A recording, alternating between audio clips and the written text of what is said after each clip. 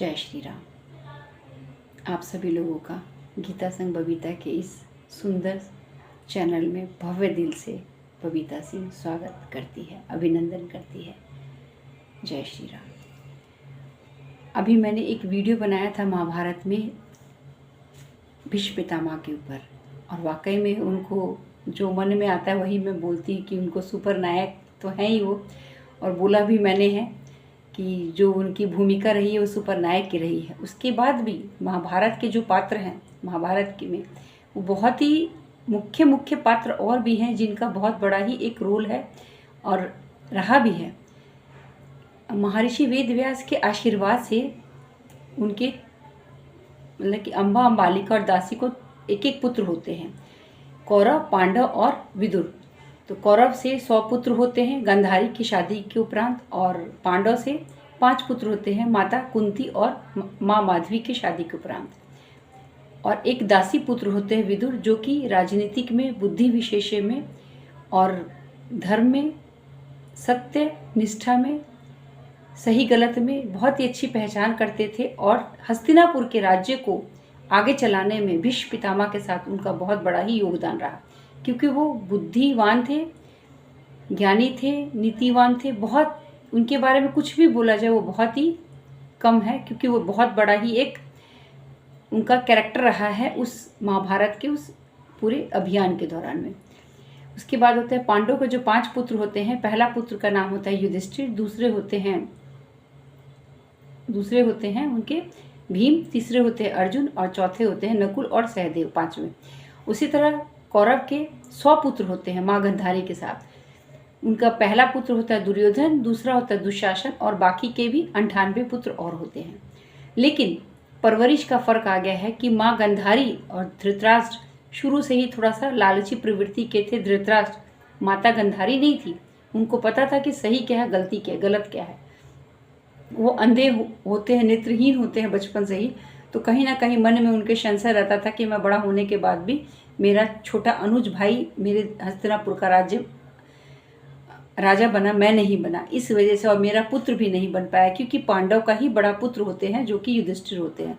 उनका नाम ही धर्मराज युधिष्ठिर होता है। वो धर्म के बहुत ही बड़े ज्ञाता होते हैं। उनको पता होता है कि उनके लिए क्या सही और क्या गलत है, उनके देश के लिए, उनके परिवार के लिए, सब चीज़ के लिए पता होता है। इसी तरह भीम के बारे में कहेंगे, भीम के अंदर भी 100 हाथियों का बल होता है। वो बहुत ही शक्तिशाली, बलवान और बुद्धिमान होते हैं। और अर्जुन के बारे में तो कुछ कहना ही बहुत कम होगा। अर्जुन बहुत ही बड़े महान योद्धा होते हैं, बहुत धनुधर होते हैं, बलशाली होते हैं, बुद्धिमान होते हैं। उनके ही 12 नाम बताए गए हैं इस शास्त्र में कि उनको किस किस नाम से बुलाया गया है। उस नाम के बारे में भी आगे व्याख्या करेंगे। नकुल, सहदेव बड़े ही वीर योद्धा होते हैं। इसी तरह कहते हैं कि उनका विवाह एक द्रुपद राज्य होते हैं, द्रुपद राज्य की राजकुमारी का स्वयंवर रचा जाता है, जिसका नाम होता है द्रौपदी।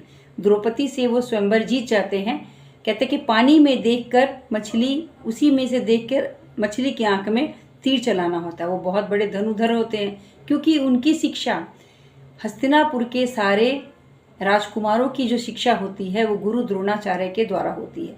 गुरु द्रोणाचार्य एक बहुत ही बड़े ज्ञानी, बहुत बड़े गुरु, बहुत ही बड़े, कहते हैं बच्चों को एक शिक्षा देने वाले जो गुरु की परिभाषा है वो गुरु द्रोणाचार्य में थी। और कहीं ना कहीं उनका द्रुपद राजा द्रुपद के साथ मेल जोल जो था वो अच्छा नहीं रहता था, खटपट रहता था। तो कहीं ना कहीं मन में उनके प्रति भी उनको अच्छे विचार नहीं थे दोनों के। दोनों पहले एक समय में बहुत अच्छे मित्र थे, लेकिन कुछ समय के उपरांत दोनों में बहुत ही बड़ा दुश्मनी हो गई होती है। इसकी भी बहुत बड़ी एक कहानी है, उसमें हम लोग नहीं जाएंगे, सिर्फ पात्र के बारे में डिस्कस करेंगे बस। तो द्रोणाचार्य के द्वारा हस्तिनापुर के सारे राजकुमारी की शिक्षा दीक्षा होती है, वो भी भीष्म पितामह के ऑब्जर्वेशन में। बहुत ही सुंदर, सभी ज्ञानी होते हैं। भीष्म पितामह के भी लाडले होते हैं अर्जुन, और गुरु द्रोणाचार्य के भी लाडले होते हैं अर्जुन, क्योंकि वो आज्ञाकारी होते हैं, पढ़ने में भी तेज होते हैं, धनुष विद्या में भी होते हैं। हर एक चीज में अर्जुन का जो कैरेक्टर है वो बहुत ही सुंदर उभर कर आता है महाभारत में। और वासुदेव श्री कृष्ण के भी बहुत प्रिय भक्त होते हैं, मित्र होते हैं, सखा होते हैं।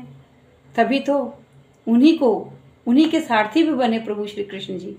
और श्रीमद् भगवत गीता का ज्ञान भी उन्होंने उन्हीं को दिया सबसे पहले। बहुत बड़ी शक्ति है, सही बात है, अर्जुन में भी। और भगवान के मुख से जो निकला ज्ञान वो अर्जुन के सुना, उन्होंने श्रोता बने उसके। तो ये है सारी कहानी। द्रौपदी का स्वयंवर जीत के द्रौपदी से लेके आते हैं और माता कुंती के आशीर्वाद से पांचों भाइयों का विवाह होता है द्रौपदी से। द्रौपदी और पांचों पांडव के 5 पुत्र होते हैं। उसी तरह अर्जुन का दूसरा विवाह भी श्री कृष्ण जी की दूसरी बहन सुभद्रा से होता है। सुभद्रा और अर्जुन से एक पुत्र होते हैं अभिमन्यु।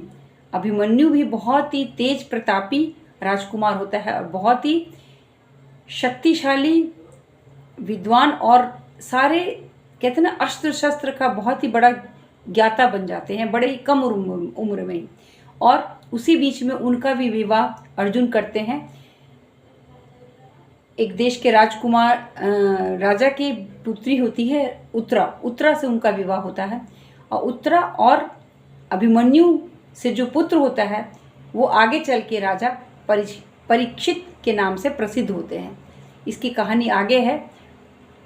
और आते हैं कौरव के बच्चों के ऊपर। कौरव दुर्योधन और दुशासन का लालन पालन उनके मामा शकुनी के ऑब्जर्वेशन में होता है, जो कि बहुत ही नकारात्मक प्रवृत्ति के थे।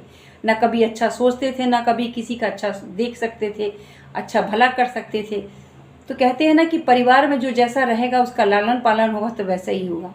पांडव का लालन पालन माँ कुंती खुद करती हैं, पितामह के ऑब्जर्वेशन में होता है, गुरु द्रोणाचार्य के ऑब्जर्वेशन होता है। लेकिन वही धृतराष्ट्र के जो पुत्रों का पालन होता है वो मामा के ऑब्जर्वेशन में होता है, जिसकी वजह से वो बचपन से बड़े दुराचारी, कूटनीतिज्ञ, अच्छी विचारधारा नहीं, नकारात्मक ऊर्जा पूरी भरपूर भरी होती है कि आगे चल के भी वो अपने भाइयों के बारे में भी भला बुरा करते थे। उन्होंने तो खैर बहुत ही बुरा किया अपने भाइयों के बारे में, और बहुत बड़ा इतिहास है इस चीज़ के बारे में, ज़्यादा इस चीज़ के विस्तार के बारे में नहीं जाएंगे।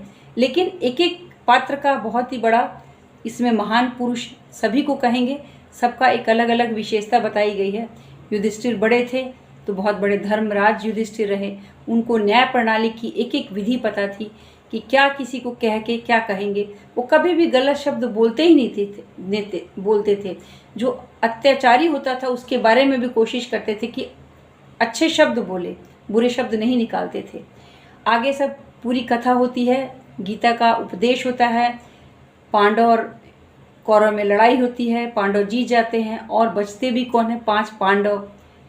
कृष्णा जी, पितामह तो अपने प्राण त्याग देते हैं बाद में युद्ध समाप्त होने के बाद, और धृतराष्ट्र, कुंती, गंधारी और विदुर सब लोग अपने तपस्या के लिए वन में चले जाते हैं युद्ध के बाद। उसके बाद वो युधिष्ठिर राजा बनते हैं।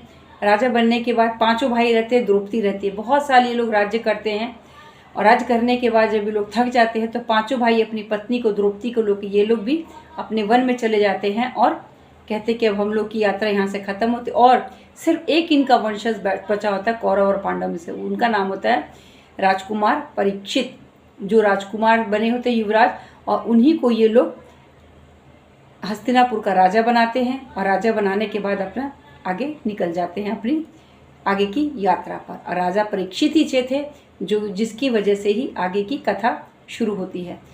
एक लाइन और बोलूँगी, राजा परीक्षित वो थे जिनकी कुछ गलती हो जाने की वजह से ही उनके द्वारा एक ऋषि के द्वारा उनको श्राप मिला था कि 7 दिन के बाद आपको एक सर्प काटेगा और उसके बाद महाराजा आपकी मृत्यु हो जाएगी।